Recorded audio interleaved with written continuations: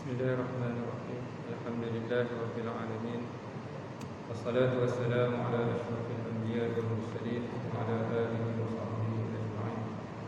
Rabbi shrah li sadri wa yassir li amri wahlul 'uqdatam min lisani yafqahu qawli. Subhanaka la 'ilma lana illa ma 'allamtana innaka antal 'alimul hakim. Wa la hawla wa la quwwata illa billahil 'aliyyil 'azim. Amma ba'd. Assalamualaikum warahmatullahi wabarakatuh. Assalamualaikum warahmatullahi wabarakatuh. Alhamdulillah, syukur kita kepada Allah Subhanahu wa taala. Setelah berhenti agak lama, kita dipertemukan semula dalam majlis yang diberkati, di tempat yang penuh keberkatan, dalam majlis yang penuh keberkatan. Alhamdulillah.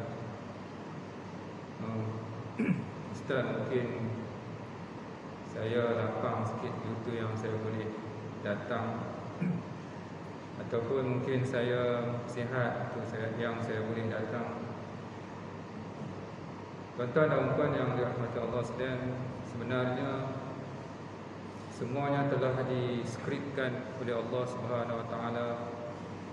Everything has been scripted by the best script writer, diskripkan oleh penulis skrip yang terbaik, iaitu Allah Subhanahu wa taala. Dia bukan berlaku secara kebetulan. Kebetulan tidak pernah wujud dalam kerja buat Allah Subhanahu wa taala. Semuanya berlaku menurut ketentuan dan takdir yang teliti daripada Allah Subhanahu wa taala. Sebab itu bila mana kita mampu dan berupaya untuk berbuat kebaikan, bukan bermakna kita ni baik. Jangan rasa syok pula. Amboi, asyik aku je boleh main masjid, asyik aku je yang. Jangan kita rasa bagus, jangan kita rasa baik. Sebab yang baiknya itu bukan kita. Kita kalau Tuhan tunjuk aib kita, dosa kita, mungkin ramai yang lari daripada kita. Tapi Allah Ta'ala yang maha baik, Dia masih menulis skrip ataupun jalan cerita yang baik untuk diri kita. Bagaimana jalan cerita yang baik, skrip yang baik?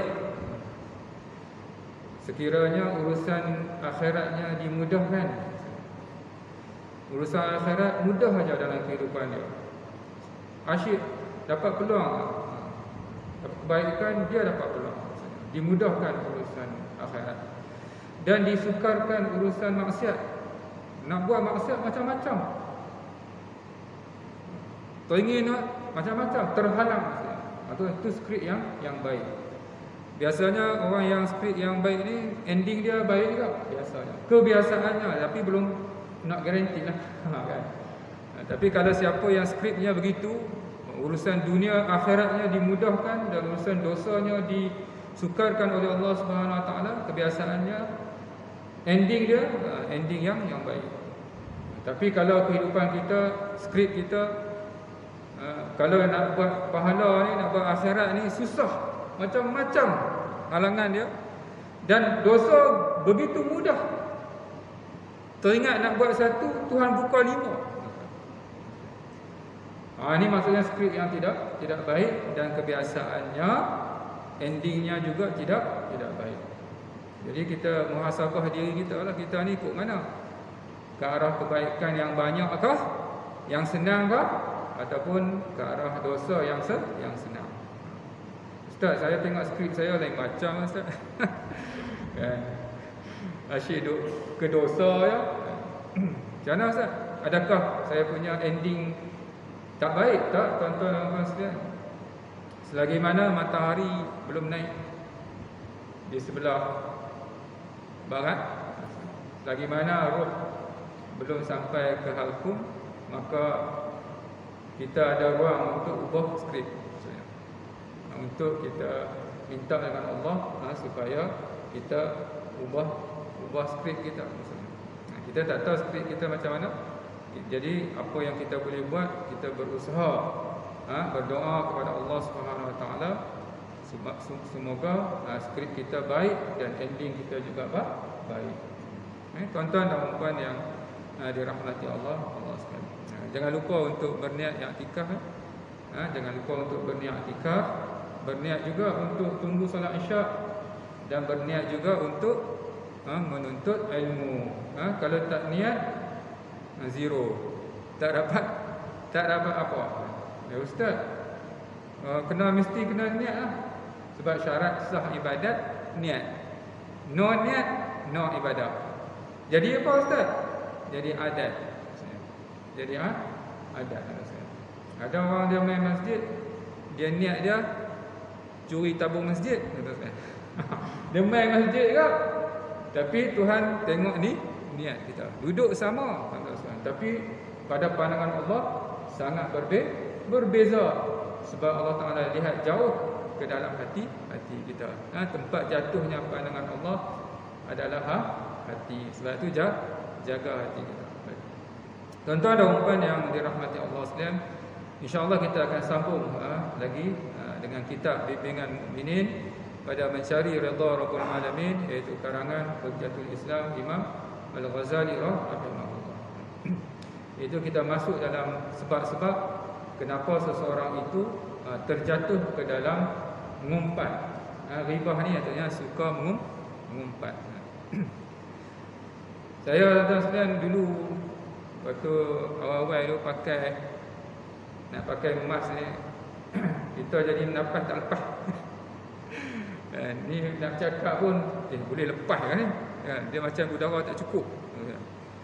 Tapi duk main selalu, pakai emas selalu, lepas tu dengan kes yang teruk lama-lama tuan-tuan sekalian, what is the unfamiliar becomes familiar. Yang tak biasa jadi biasa. Sebab apa? Sebab kita panggil process of habituation. Maksudnya dia jadi habit. Duk buat selalu sesuatu perbuatan yang dilakukan selalu, akhirnya dia akan menjadi habit. Bila pada peringkat awal susah, dan bila dia jadi habit, lama-lama dia jadi mudah. Tak pakai emas rasa kekok. Pasal tak kenal tahu mana ni, rasa macam tertinggal sesuatu je. Sebab apa? Sebab dia dah jadi habit maksudnya. What is the unfamiliar becomes familiar. Tuan-tuan sekalian. Sebab apa? Sebab keperluan. Sebab keperluan ataupun kemestian sekarang, kemestian. Jadi kita mampu buat tuan-tuan sekalian, to protect kita punya jasad. To protect kita punya jasad. Tapi tuan-tuan sekalian, ngumpat ni kalau COVID ni habis sangat mati. Nanti bangkit tak ada COVID dah. Habis sebab penyakit jasad masuk dalam tanah, ulat makan habis jasad, tinggal roh. Habis tuan-tuan sekalian, finish. Sakit jasad berakhir dengan kematian. Tapi kalau hati yang sakit tuan-tuan sekalian, hasad, dengki, takabur, tuan sekalian suka buka aib orang, mengumpat orang, mati, bangkit, bawa lagi penyakit tu. Kita panggil penyakit hati. Dia tidak berakhir dengan kematian, dan dia akan bangkit dengan penyakit yang sama. Kalau tak hapus, kalau tak rawat di dunia, nanti rawatannya adalah bakaran api neraka. Tuan-tuan dan puan yang dirahmati Allah sekalian, keperluan dah tuan-tuan sekalian jaga hati kita. Mesti tak jaga hati kita? Apa hukum masuk neraka? Apa hukum masuk neraka? Hukum masuk neraka adalah haram. Dan dia kata harus pula. Apa hukum masuk syurga? Wajib.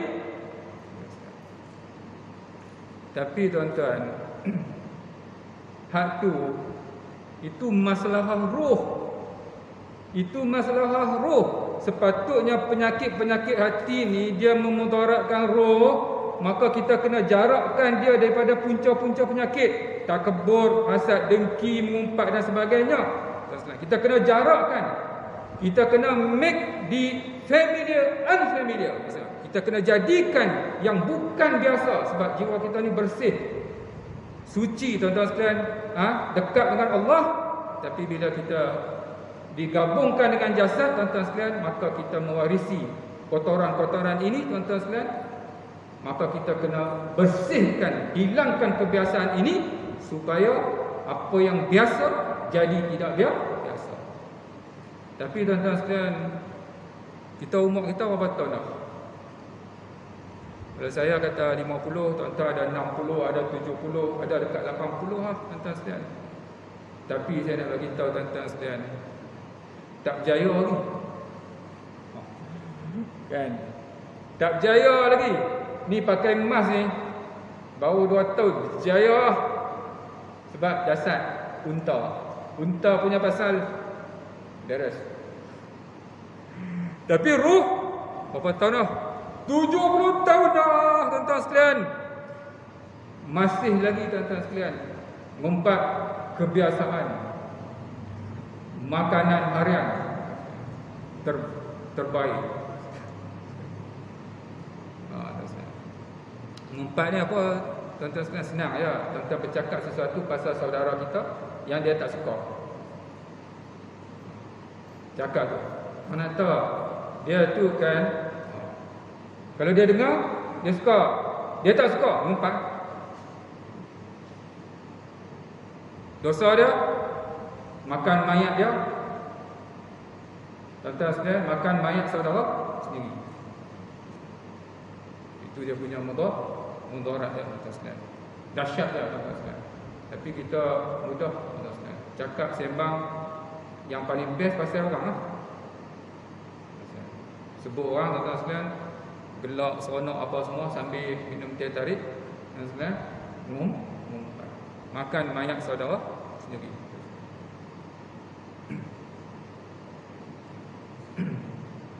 Dulu saya bagi tahu tuan-tuan sekalian, saya cerita nak bagi tahu buruknya ngumpat ni. Zaid bin Sabit. Zaid bin Sabit ni orang yang dekat dengan Nabi, selalu ada dengan Nabi tuan-tuan sekalian. Jibril, bila Jibril tuan-tuan sekalian talaqi dengan Nabi Al-Quran, Zaid selalu ada bersama tuan-tuan sekalian. Sebab tu bila nak kumpul Quran pada zaman Abu Bakar As-Siddiq, Zaid dilantik terlibat dengan mengumpul Al-Quran. Jadi dekatlah. Bila dia dekat dengan Nabi tuan-tuan sekalian, dia banyaklah dapat hadis. Dapat hadis. Lepas tu dia pergi masjid. Bila dia pergi masjid, dia jumpa Abu Hurairah, sembang dengan geng-geng Abu Hurairah, geng masjid. Abu Hurairah dapat daripada Zaid bin Sabit.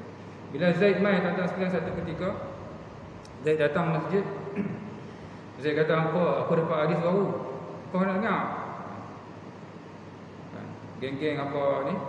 Nak lah, cerita lah, kongsi lah. Rasulullah SAW bersabda sekian-sekian. Lepas tu Zaid kata apa? Lepas ni aku nak pergi rumah Rasulullah pula. Ya kau? Zaid, jadi kita ada nampak ada orang bagi daging ke Rasulullah. Kita lama tak rasa. Tanyalah Nabi, kokot sampai sikit boleh rasa. Baik kalau ada rezeki sampai lah tu. Jadi tuan-tuan dan puan yang dirahmati Allah sekalian, Zaid pergi keluar, Assalamualaikum, tinggal. Waktu Zaid keluar tu, ada seorang sahabat tuan-tuan sekalian, seorang sahabat, dia cakap apa? Tuan-tuan dengar dia cakap apa? Alah, Zaid tu ingat dia seorang tahu hadis. Dia cakap macam tu je. Alah, Zaid tu ingat dia seorang tahu hadis. Ingat dia seorang dapat keistimewaan hadis. Dia cakap macam tu, yang lain senyap. Bila Zaid sampai rumah Nabi bagi salam, ya Rasulullah, saya daripada masjid Rasulullah. Dia orang datang pesan kat saya, dia orang kata ada orang bagi daging kat engkau ya Rasulullah. Dia orang lama tak makan, boleh bagi sikit tak? Rasulullah kata apa? Zaid, dia orang dah makan daging Zaid. Tak Rasulullah, mana ada waktu saya tinggal tadi, mana dia orang makan apa-apa. Zaid, dia orang dah makan daging, Zaid. Tak Rasulullah, dia orang dah makan. Kamu tak percaya, pergi panggil Zaid, pergi masjid, panggil mai. Ni Rasulullah kata kamu dah makan daging. Tuan-tuan sekalian, Rasulullah kata apa? Kamu makan daging saudara kamu. Kamu makan daging saudara kamu. Kamu ludah. Tuan-tuan sekalian, bila ludah, tuan-tuan sekalian, keluar darah, ketui daging. Tuhan tunjuk. Nak kata bahana mengumpat. Sebut macam tu lah, tuan-tuan sekalian. Kita, tuan-tuan sekalian, bukan sebut macam tu. Kalau Tuhan tunjuk lah, tak payah pergi kenduri kahwin lah. Setiap hari makan daging. Daging siapa? Daging saudara sendiri.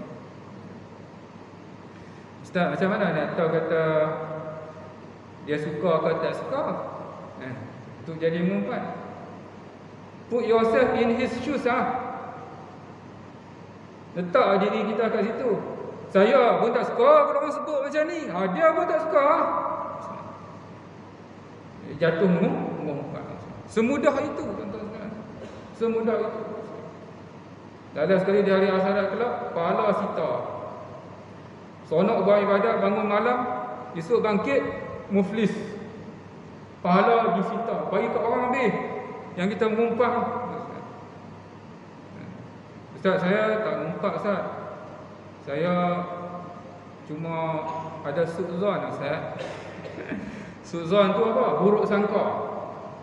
Buruk sangka adalah mengumpat dengan hati.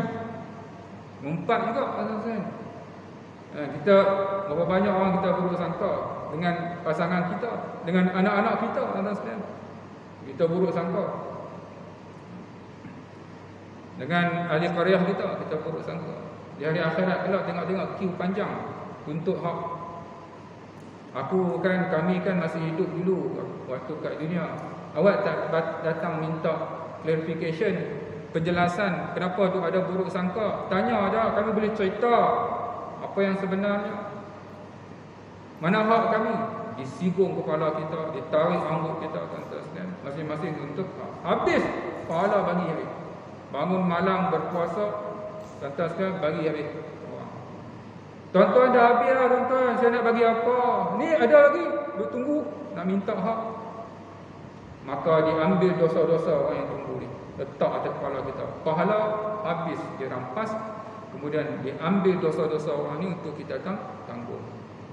So Nabi kata, this is bankrupt. Inilah betul-betul bankrupt dalam agama. Pahala disita, ambil pula dosa. Tuan-tuan dan puan yang dirahmati Allah sekalian. Jadi kita mampu, tuan-tuan sekalian, nak jaga jasad kita ni daripada kena penyakit ni, bahaya ni. Walaupun dengan kematian, takat kematian je, tapi kita kena berusaha lebih lagi, tuan-tuan sekalian, untuk menjauhkan hati kita daripada terkena penyakit, iaitu penyakit yang namanya penyakit hati ini, yang menjadi sebab pada punca kepada ribah ini, iaitu mengumpat. Apa dia? Iaitu yang pertama, untuk memuaskan hati. Orang biasa mengumpat je sebab inginkan kepuasan hati, iaitu apabila berlaku sesuatu sebab yang menaikkan kemarahannya. Punca dia, tuan-tuan sekalian, marah. Ini yang punca utama adalah marah. Kerana manusia tak kala meluap-luap kemarahannya, hatinya akan merasa puas bila dia dapat menyebut keburukan-keburukan orang yang dimarah-marahi. Tuan-tuan sekalian, kalau tuan-tuan kita cek balik, tuan-tuan sekalian, punca kita jatuh, tuan-tuan sekalian, maksudnya dalam arti kata terjatuh dalam dosa ni, antara punca terbesar adalah marah. Iblis pun, tuan-tuan sekalian, terkeluar daripada syurga pun sebab marah. Marah sebab bukan dia yang diberi tanggungjawab tugasan sebagai khalifah. Bila marah ni, tuan-tuan sekalian, dia boleh jadi dendam, dia boleh jadi hasad dengki, dan dia boleh jadi cemburu. Punca dia marah. Sebab tu jaga-jaga tuan-tuan sekalian. Dia marah ni tuan-tuan sekalian. Kalau kita marah, lepas tu orang yang kena marah tu orang bawah kita. Contohnya kita ni bos, kita ayah, kita suami. Yang kena marah orang bawah. Yang kena marah orang bawah. Tuan-tuan sekalian. Biasa apa? Kalau kita tak jaga elok, maka akan berlaku zalim. Kita akan menzalimi isteri kita. Seorang bos akan menzalimi pekerja dia. Seorang ayah akan menzalimi anak-anak dia. Itu kalau marah, kalau kita lebih berkuasa daripada orang yang kena marah. Tapi kalau kita marah, orang yang kita marah tu lebih tinggi daripada kita. Seorang isteri marah pada suami, seorang pekerja marah kepada bos, seorang anak marah pada ayah, worse. Apa emosi yang akan terbit tuan-tuan sekalian? Yang pertama, tuan-tuan sekalian, dendam. Berapa ramai anak yang berdendam dengan ibu bapa dia? Berapa ramai isteri yang dendam dengan suami dia? Dan berapa ramai pekerja yang dendam dengan bos dia? Aku kerja ni sabit, kalau aku tak kerja nak makan apa? Minta lingkup semua. Kalau dia marah orang kepada orang atasan dia tak boleh buat. Lepas tu apa berlaku lagi? Emosi lain lagi tuan-tuan sekalian, akan ada putus asa, tak semangat. Kerja tak semangat. Gelap. Dan lebih buruk lagi tuan-tuan sekalian, jaga-jaga ni tuan-tuan sekalian. Dan lebih buruk lagi tuan-tuan sekalian, shortcut, jalan mudah, tamatkan hidup. Sebab tu jaga-jaga tuan-tuan sekalian. Kalau orang yang bila yang dimarah itu lebih tinggi daripada dia, kemungkinan besar tuan-tuan sekalian, dia ambil jalan mudah, tak ada semangat nak hidup, hilang makna hidup, tak boleh nak buat apa tuan-tuan sekalian. Akhirnya dia ambil jalan mudah, iaitu bunuh diri. Puncanya apa tuan-tuan sekalian? Puncanya marah. Sebab tu kita kena jaga-jaga tuan-tuan sekalian. Kita kena jaga emosi marah ni, kena jaga. Dia kena keluarkan, jangan simpan. Jangan simpan. Emotion need an outlet. Emosi memerlukan jalan keluar. Ustaz, macam mana nak keluarkan emosi marah ni? Senang aja tuan-tuan sekalian. Tuan-tuan bangun tengah malam, 1/3 yang terakhir, tuan-tuan luahkan atas sejadah. Biar dia mengalir keluar dengan air mata kita. Biar dia keluar dengan air mata kita. Luahkan kepada Allah Subhanahu Wa Taala. Ceritakan kepada Allah Subhanahu Wa Taala. Tapi jangan menangis depan orang. Sama orang lelaki lagi tak elok. Apa punya lelaki? Orang perempuan suka menangis, tapi jangan menangis depan orang. Itu simbol kelemahan. Jadi nak menangis kat mana ustaz? Menangis di hadapan Allah. Biar air mata itu jatuh, Allah Ta'ala sambut. Dan pastinya Allah Ta'ala akan bagi tunjuk jalan keluar kepada kita. Ini tuan-tuan sekalian, bahayanya emosi marah. Dan saya nak bagi tahu tuan-tuan sekalian, orang marah ni, apa dia boleh buat?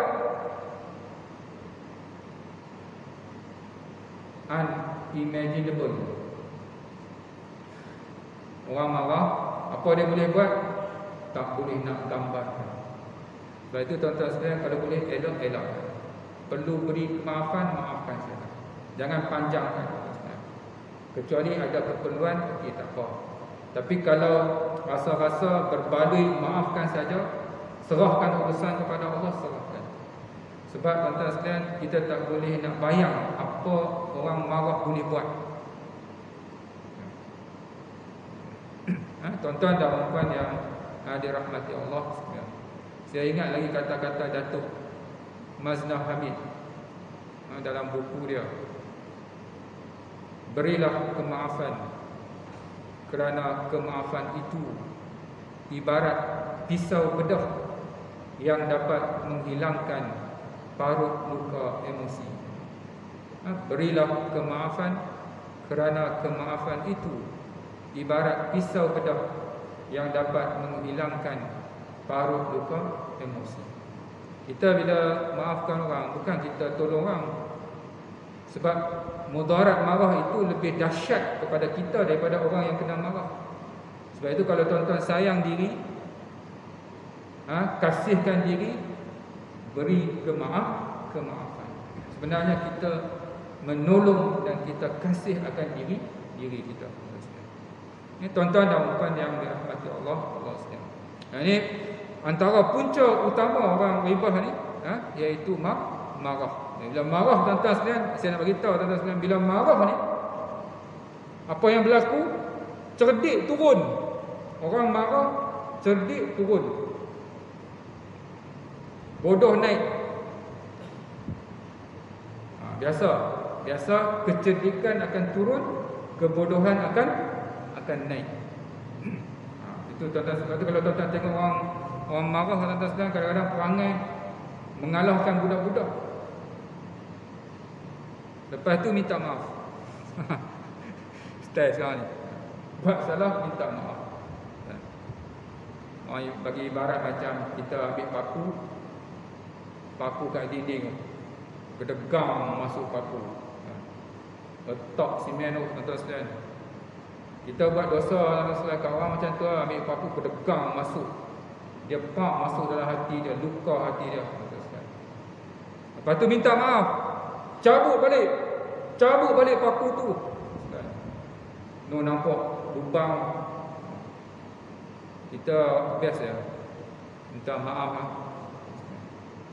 Ingat, lubang tu boleh tutup dengan meminta maaf. Sebab tu tuan-tuan dan puan sekalian,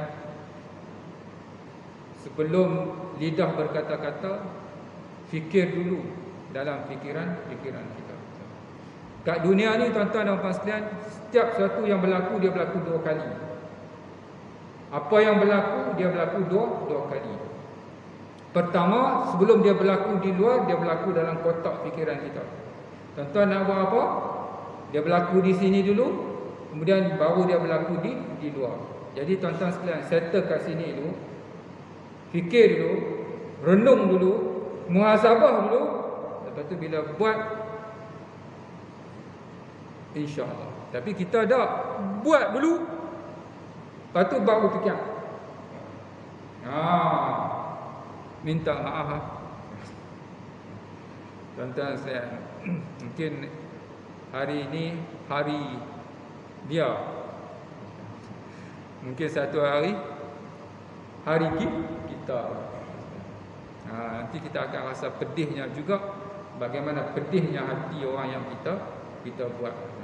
Allah Ta'ala maha adil. Allah Ta'ala maha adil. Tuan-tuan sekalian, saya nak bagi dia punya sistem, tuan-tuan sekalian. Kita kalau buat dosa ni, saya pesan untuk diri saya juga, dan tuan-tuan sekalian, kita kalau buat salah, buat dosa ni, tuan-tuan sekalian, kita kena fikir apa? Fikir ASI. Apa ASI? Apa selepas itu. ASI itu ya, apa selepas itu. Kalau tuan-tuan buat dosa kan, ASI, apa selepas itu. Sebab apa? Ma asabaka min sayyi'atin famin nafsik. Apa yang menimpa kamu daripada keburukan, ia adalah daripada perbuatan kamu. Jadi kalau kita buat dosa, tunggu apa selepas itu. Sebab tu jangan salahkan. Kau lah, awak lah, engkau lah.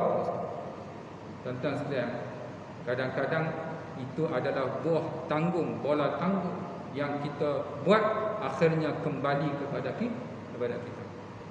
Sebab itu Nabi kata, orang yang beriman itu bila dia nak buat dosa, seolah-olah dia duduk di bawah bukit yang akan menghempap dia. Dia nak buat, bukit jatuh. Kita apa? Macam tu tuan-tuan. Kalau tuan-tuan nak buat apa-apa, dia bukan berhenti sekali itu. Apa selepas itu? Lagi dengar tuan-tuan sekalian. Lagi tuan-tuan try tengok. Lepas ni tuan-tuan sekalian, kalau tuan-tuan macam na'udzubillah min zalik, terbuat dosa, tuan-tuan tengok. Lepas tu apa? Lagi silap-silap anak menantu telefon. Silap-silap sampai berita kat kita. Sebab itu tuan-tuan sekalian jaga. Apa selepas. Ini boleh menjadi tips untuk menghalang kita daripada berbuat dosa.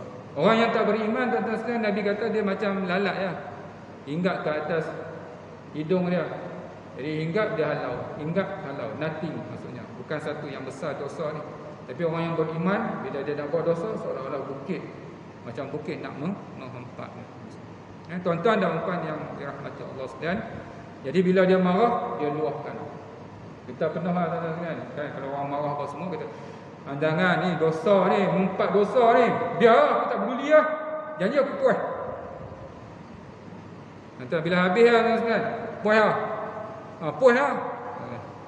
Tapi tuan-tuan sekalian, malaikat catat habis. Tu dia tuan-tuan sekalian, malaikat catat. Sebelah kiri, catat semua tuan-tuan sekalian. Tuan-tuan sekalian, payah lah tuan-tuan sekalian. Setiap kataan tuan-tuan sekalian, malaikat akan catat. Lepas itu tuan-tuan sekalian, minta maaf. Minta maaf tuan-tuan sekalian. Allah Ta'ala Maha Adil tuan-tuan sekalian. Allah Ta'ala Maha Adil. Allah Ta'ala boleh mengampunkan tuan-tuan sekalian. Tapi kita kena faham juga, Allah Ta'ala itu Maha Adil. Kita boleh, kadang-kadang iblis pandai. Iblis dia hias nampak cantik. Tuhan kan Maha Pengampun. Pandai tuan-tuan sekalian, jaga-jaga iblis ni. Tuhan kan Maha Pengampun. Selagi mana tadi Ustaz Latif cakap matahari tak naik sebelah barat, roh tak sampai ke hafun, Tuhan Maha Pengampun. Tuan-tuan sekalian, ni bukan tiket untuk nak buat dosa. Bukan alasan untuk buat dosa. Bila Allah Ta'ala sebut juga, memang aku Maha Pengampun, tapi aku bagi tahu dah, setiap kesilapan dan dosa itu ada balasannya. Sebab aku Maha Adil. Sebab itu kita tuan-tuan sekalian jangan ambil mudah. Tuan-tuan dan puan yang dirahmati Allah sekalian. Sebab itu nak cakap berhati-hati, berhenti. Latih ni, kena latih tuan-tuan sekalian. Kebiasaan. Tuan-tuan sembang, keluar je nama orang, berhenti. Berbalik, berhenti. Saya kadang-kadang sembang dengan isteri, tuan-tuan sekalian, sambil-sambil makan, dia sebut nama orang. Tiba-tiba keluar nama orang. Sekejap, ada apa-apa kepentingan tak? Ada keperluan tak sebut ni? Kan? Tak ada apa-apa. Kita boleh tak? Kita tak payah sebut nama. Latih diri kita, tuan-tuan sekalian. Takut terjatuh dalam mengumpat. Sia-sia, tuan-tuan sekalian. Buang ibadat, sia-sia bagi kat orang. Ini tuan-tuan dan puan yang dirahmati Allah sekalian. Ini yang pertama. Maka tanpa disedari, lidahnya akan menyebut segala yang bukan-bukan. Lidah kan tak bertulang. Sekiranya ia tidak dapat dikendalikan oleh jiwa agama. Jadi tuan-tuan sekalian, yang nak menghalang lidah kita ni, tuan-tuan sekalian, adalah agama. Tuan-tuan jangan memaafkan tuan-tuan sekalian kerana tujuan-tujuan lain selain daripada Allah Subhanahu wa Ta'ala. Tuan-tuan jangan. Kalau nak maafkan tuan-tuan sekalian, saya maafkan, tapi tak sangkut dengan Allah. Tuan-tuan jangan. Nanti tuan-tuan akan sampai satu peringkat, orang kata apa? Orang kata sabar itu ada had dia. Alah, dia keluar habis. Dia duduk simpan lama tuan-tuan sekalian. Simpan lama tuan-tuan sekalian, sampai satu masa meletup. Macam gunung berapi. Dia keluar habis tuan-tuan sekalian. Kau ni tuan-tuan sekalian, dia mengumpat sehari sekali ya. Tapi jenis yang simpan ni tuan-tuan sekalian, bukan kerana Allah, bukan kerana agama. Sekali dia meletup tuan-tuan sekalian, sebulan punya mengumpat. Dia keluar habis tuan-tuan sekalian. Sebab itu tuan-tuan, kalau tuan-tuan memaafkan orang, bukan maafkan kerana sebab-sebab keduniaan, tetapi maafkan kerana Allah. InsyaAllah jadi macam mana pun kita akan tetap kuat. Sebab kita bersama dengan yang maha kuat, iaitu Allah Subhanahu wa Ta'ala. Jadi agama yang menjaga kita. Hati kita ni, tuan-tuan sekalian, hati kita ni dalam dia punya tengah-tengah, tuan-tuan sekalian, dia punya center tu, dia panggil, kalau dalam bahasa Al-Quran dia panggil Al-Lubbu. Al-Lubbu ni dapat orang Melayu jadi lubuk. Orang Melayu panggil lubuk, lubuk hati. Dalam bahasa Al-Quran dia panggil Al-Lubbu. Plural dia Al-Bab. Ulil Al-Bab. Kata jamak bagi Al-Lubbu, iaitu the core. Dalam hati kita tu ada the core. The core ni, tuan sekalian, tempat tu tempat hanya untuk Allah saja. Tempat tu Tuhan design, that's only for me. That's only for me. Dalam hati kita. Tiba-tiba, tuan-tuan sekalian, Allah kita buang masuk dalam benda lain, masuk harta, masuk kedudukan, masuk dunia, tuan-tuan sekalian. Ambil alih tempat Allah. That's the starting point. Masalah akan bermula. Allah Ta'ala kata, berani kamu, tempat itu tempat aku, kamu isi dengan benda yang lain. Kamu tunggu aku akan uji kamu dengan benda itu. Kalau dalam hati kita, tuan-tuan sekalian, harta ambil tempat Tuhan, maka kita akan diuji dengan harta. Kalau anak-anak, tuan-tuan sekalian, ambil tempat tu, cucu ambil tempat tu, tuan-tuan sekalian, Allah jadi nombor 2, maka Allah Ta'ala akan uji kita dengan anak-anak kita dan juga cucu-cucu kita. Sebab habis. Kita berhenti tu yang mana? InsyaAllah. Baik. Jadi kita berhenti setakat ini. Saya habis. Atau sekiranya dia dapat mengawalnya dengan memendamnya, lama-kelamaan ia menjadi dengki dan dendam, dan akhirnya tertarik juga kepada mengumpat.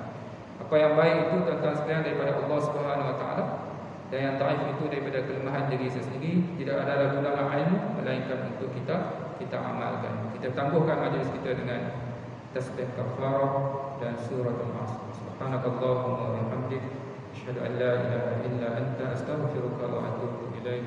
Bismillahirrahmanirrahim. Al-asr innal insana lafi khusr illa alladhina amanu wa 'amilus salihati wa tawassaw bil haqqi wa tawassaw bis sabr. Assalamu alaikum warahmatullahi wabarakatuh.